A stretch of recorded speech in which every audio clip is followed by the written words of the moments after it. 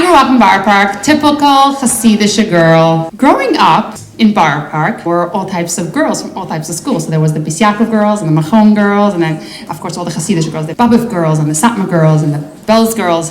To me, the Beis Yaakov girls were like very modern, coming from a Chassidish girl. The way they carried themselves, the way they dressed.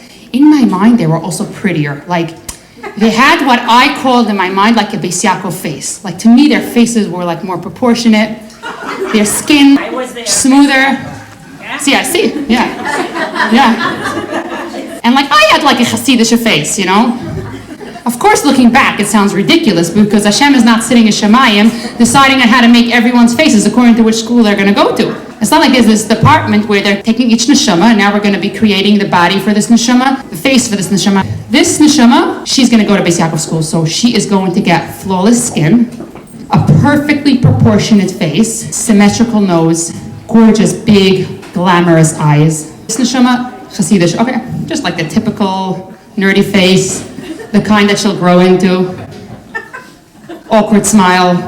You know when you put on makeup and you blend the foundation? So sometimes if you don't blend the foundation so nice, you have like a line here, especially if your foundation is a few tones darker than your skin tone, or if it's the middle of the winter and your tan went away. So you have a line. We called it the Chassidish line. We would literally like point out to people like, you have a Chassidish line, or she has a Chassidish, like girls would talk about other people that didn't know how to put on makeup or something. This was a pet peeve of mine, not then, but like as soon as I got like what's happening in this world and how some women just walk around with this huge complex for no good reason. One day, Mamish, literally like a year ago maybe, my sister told me, Raizy, you have a Chassidish line. I gave her such a yelling, she didn't know what hit her.